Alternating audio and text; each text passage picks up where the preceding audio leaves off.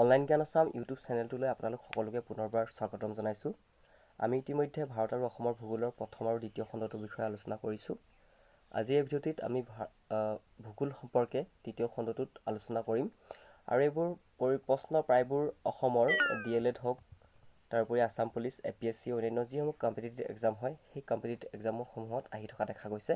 গতিকে আশা কৰিছোঁ আপোনালোকে ভিডিঅ'টি প্ৰথমৰ পৰা শেষলৈকে চাব আৰু যিসকলে এতিয়ালৈকে চেনেলটো লাইক কৰা নাই, ছাবস্ক্ৰাইব কৰা নাই, তেওঁলোকে যাতে লাইক আৰু এটা ছাবস্ক্ৰাইব কৰি মোক উৎসাহিত কৰে।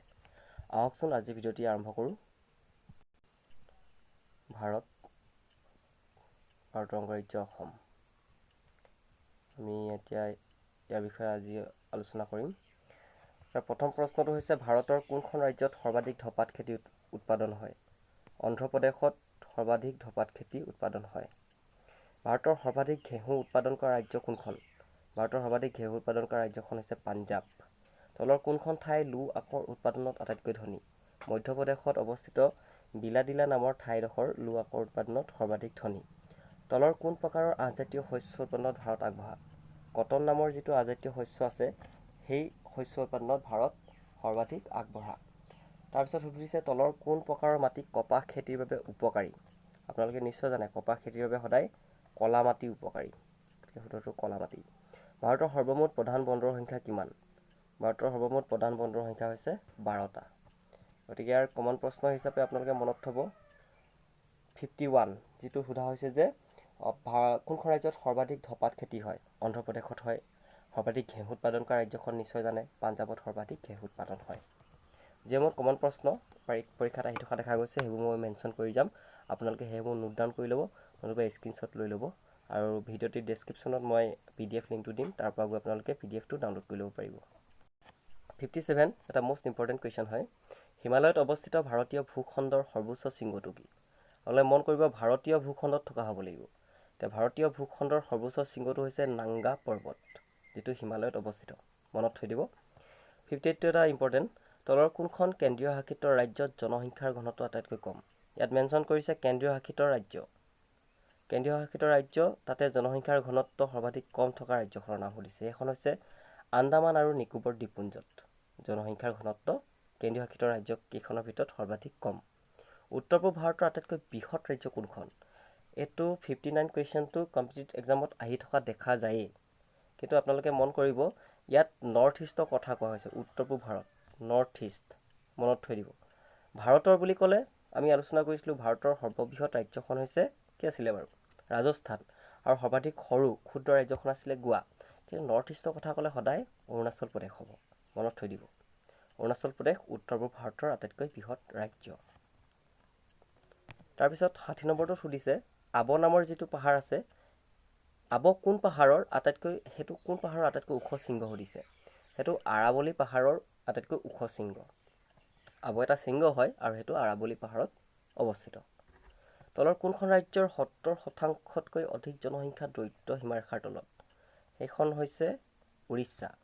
উৰিষ্যাত যিসমূহ জনসংখ্যা আছে, জনবসতি আছে, তাৰ 70% অধিক জনসংখ্যাই মানে বিল' পভাৰ্টি লাইন তথা দৰিদ্ৰ সীমাৰেখাৰ তলত বসবাস কৰে। ভাৰতত ধান খেতিৰ বাবে প্ৰয়োজনীয় বৰষুণৰ পৰিমাণ কিমান? এইটো হৈছে 100 চেণ্টিমিটাৰ।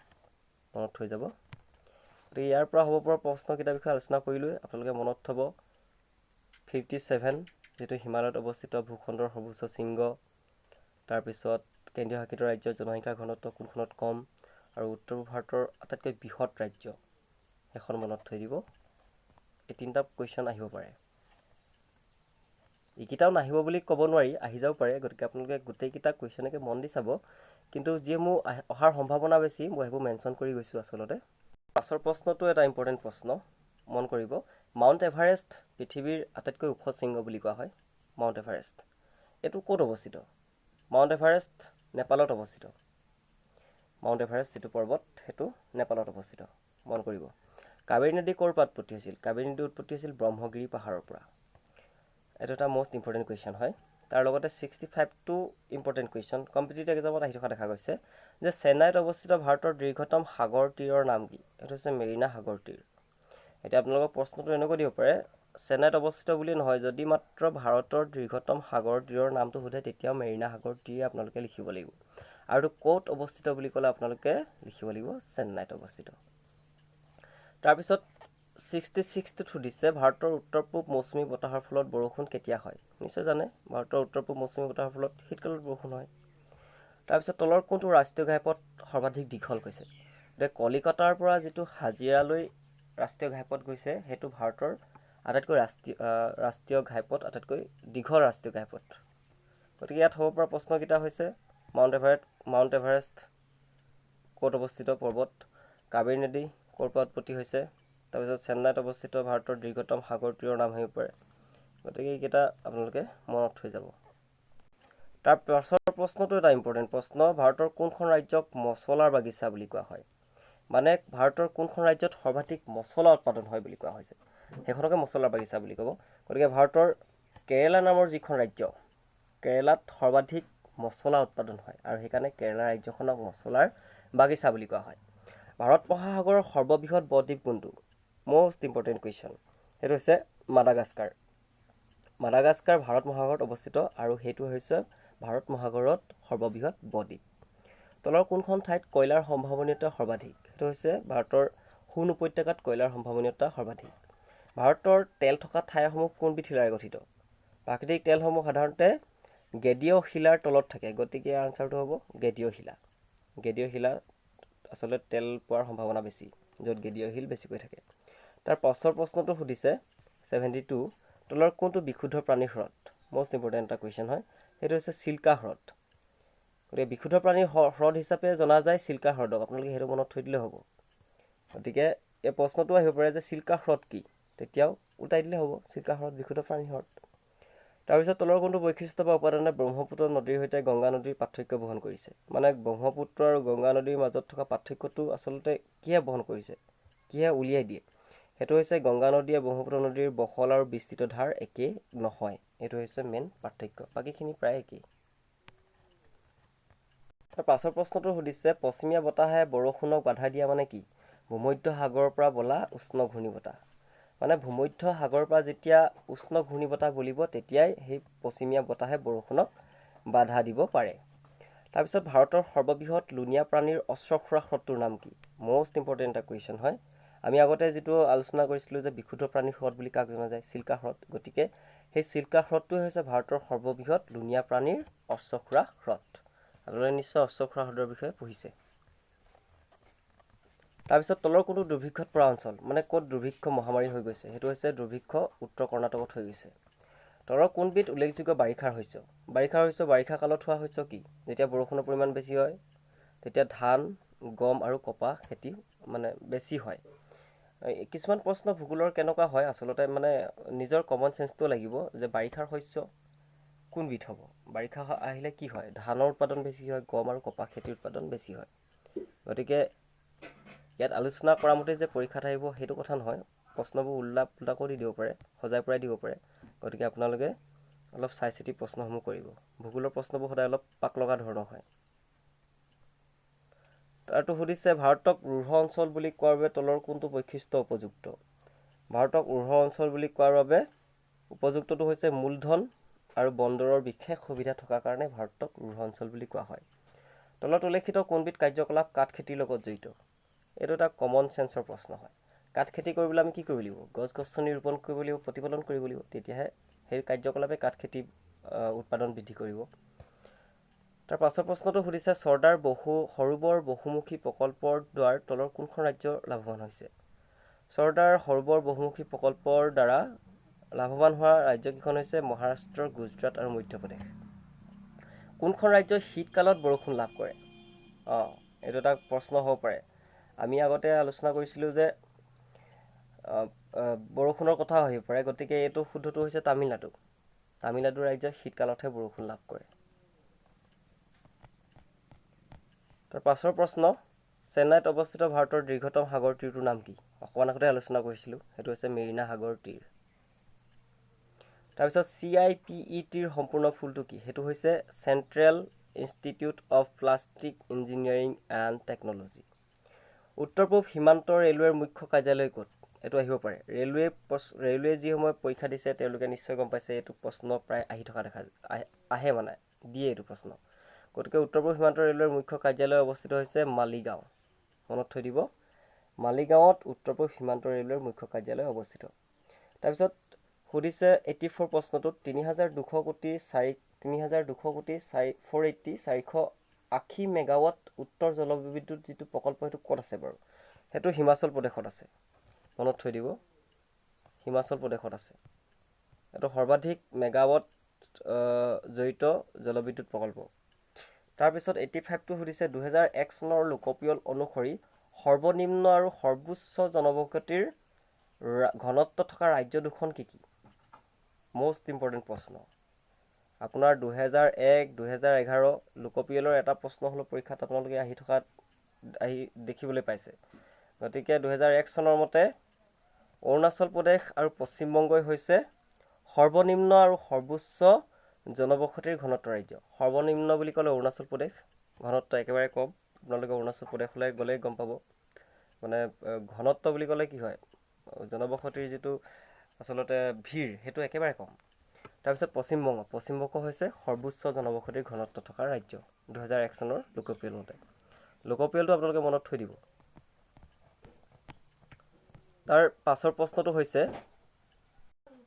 তাৰপিছত সুধিছে সৰ্বাধিক পেট্ৰলিয়াম উৎপাদনকাৰী ৰাজ্য কোনখন? আহিব পাৰে মষ্ট ইম্পৰ্টেণ্ট কুৱেশ্যন। সেইখন হৈছে মহাৰাষ্ট্ৰ। মহাৰাষ্ট্ৰ ৰাজ্য সৰ্বাধিক পেট্ৰলিয়াম উৎপাদন কৰে। 87টো ইম্পৰ্টেণ্ট প্ৰশ্ন। তাত সুধিছে ভাৰতৰ প্ৰাচীনতম তেল উৎপাদনকাৰী ৰাজ্য কোনখন? অসম। আপোনালোকে জানে ডিগবৈ তেল শোধনাগাৰ, নুমলীগড় তেল শোধনাগাৰ। অসমত প্ৰথম খাৰুৱা তেল পোৱা গৈছিলে। গতিকে প্ৰাচীনতম তেল উৎপাদনকাৰী ৰাজ্যখনো অসম। তাৰপিছত 88টোত সুধিছে ঝাৰখণ্ডৰ কৰডামা কোনবিধ খনিজ পদাৰ্থ উৎপাদনত আগবঢ়া? ঝাৰখণ্ডৰ কৰডামা নামৰ যিডোখৰ ঠাই আছে সেইডোখৰ অভ্ৰ নামৰ যিবিধ খনিজ পদাৰ্থ সেইবিধ উৎপাদনত আগবঢ়া। 89টোত সুধিছে ভাৰতৰ একমাত্ৰ জাগ্ৰত আগ্নেয়গিৰি উদগীৰণ হোৱা ঠাই কোনখন? সেইটো আহিব পাৰে। ঠাইখন হৈছে বেৰেন দ্বীপ। ভাৰতৰ বেৰেন দ্বীপত জাগ্ৰত আগ্নেয়গিৰি উদগীৰণ হৈ থকা দেখা যায়।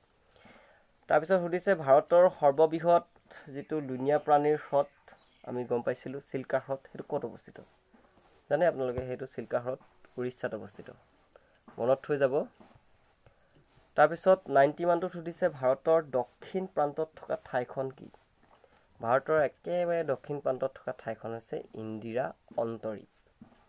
গতিকে ইয়াতো কেইটামান কমন প্ৰশ্ন আছে, যেনেকৈ ধৰক আপোনাৰ 86 সৰ্বাধিক পেট্ৰলিয়াম উৎপাদনকাৰী, প্ৰাচীনতম তেল উৎপাদনকাৰী, তাৰপিছত একমাত্ৰ জাগ্ৰত আগ্নেয়গিৰি উদগীৰণ হোৱা ঠাই, তাৰপিছত লুণীয়া প্ৰাণীৰ হ্ৰদটো চিল্কা হ্ৰদ ক'ত অৱস্থিত। তাৰ লগতে গোটেইকেইটা প্ৰশ্ন ইয়াৰ পৰীক্ষাত অহাৰ সম্ভাৱনা আছে। গতিকে আপোনালোকে গোটেইখিনি নোট ডাউন কৰি ল'ব। 92 মষ্ট ইম্পৰ্টেণ্ট এটা কুৱেশ্যন। ভাৰতৰ স্থল সীমাৰ দৈৰ্ঘ্য কিমান? ভাৰতৰ স্থলসীমাৰ দৈৰ্ঘ্য হৈছে 15,200 কিলোমিটাৰ।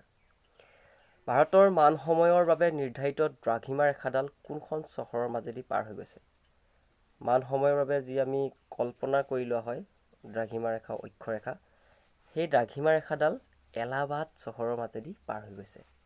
গতিকে এইটো এটা কমন প্ৰশ্ন, আপোনালোকে মনত থৈ দিব, পৰীক্ষাত অহাৰ সম্ভাৱনা বেছি। তাৰপিছত 94টোত সুধিছে ভাৰতৰ দক্ষিণ সীমাত অৱস্থিত সাগৰীয় দেশ দুখনৰ এখন হৈছে শ্ৰীলংকা আৰু আনখন কি? গতিকে আপোনালোকে ভাৰতৰ উত্তৰত কি আছে, পূবত, পশ্চিমত, দক্ষিণত কি আছে, আপোনালোকে মেপখন আচলতে আপোনালোকে উলিয়াই ল'ব।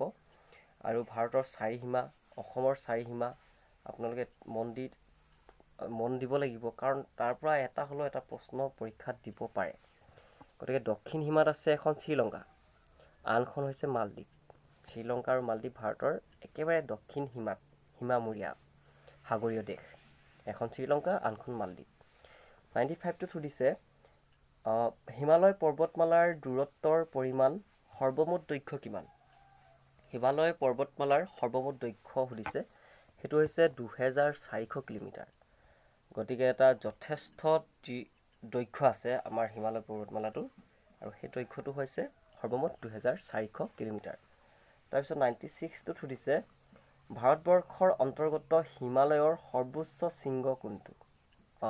এইটো এটা মষ্ট ইম্পৰ্টেণ্ট প্ৰশ্ন। 96টো ইয়াত 4টা অপশ্যন দিয়া আছে। এটা হৈছে মাউণ্ট এভাৰেষ্ট, কাঞ্চনজংঘা, মাকালু আৰু নন্দা দেৱী।